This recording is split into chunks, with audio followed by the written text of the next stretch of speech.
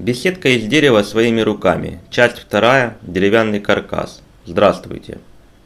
Выбранный дизайн и конструктив беседки из дерева прошу не обсуждать, равно как и не сравнивать их с другими типами сооружений иных блогеров.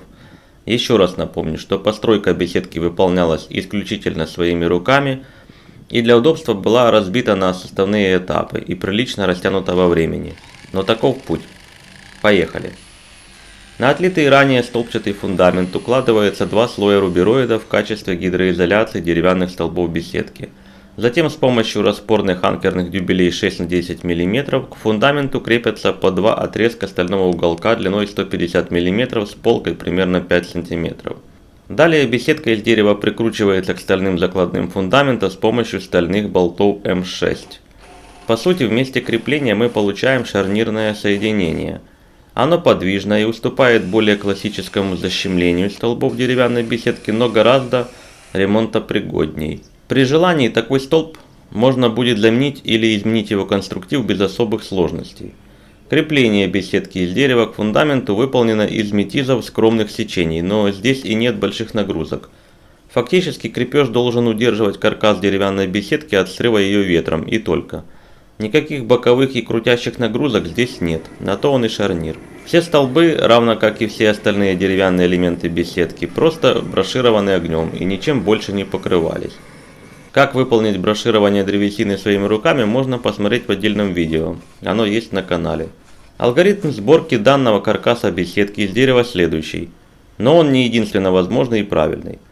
Сначала из соснового бруса или доски 150 на 50 мм устанавливаются вертикальные столбы высотой около 3 метров и временно фиксируются в обеих плоскостях укосинами. Далее из доски того же сечения прибиваются фасадные мауэрлаты, на которые в дальнейшем будут опираться стропила. Стропила также выполняется из доски 150 на 50 мм длиной 4,5 метра. Все укосины и обрешетка выполнены из доски с сечением 100 на 50 мм. Шаг обрешетки выбран с учетом обустройства будущей кровли. В угоду дизайна беседки из дерева ее укосины не врезаются в столбы и верхнюю обвязку.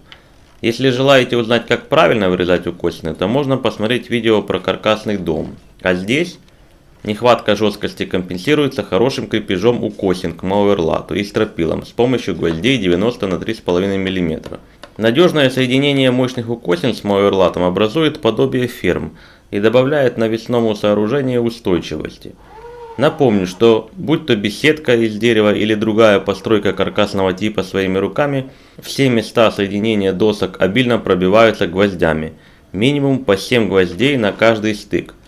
Только следите, чтобы дерево не раскололось, но хотя бы по 5 гвоздей постарайтесь забивать в каждое небольшое соединение. Только после полной сборки каркаса беседки можно демонтировать временные укосины. Не лишним будет добавить вертикальный сосновый брус с сечением 50 на 50 мм между двойными досками каждого столба. Таким образом, поперечное сечение столба в плане будет в виде двутавра. И в нашем случае это решение значительно добавило устойчивости деревянной беседки. Как-никак вся используемая древесина естественной влажности и ее сильно крутит, но другой нет. Также жесткость деревянной конструкции можно увеличить, используя укосины максимальной длины или хотя бы снизив высоту беседки. Но в нашем случае выбор типа размера деревянной конструкции был обусловлен использованием пиломатериалов стандартной длины 6 и 4,5 метров с минимальным числом обрезков.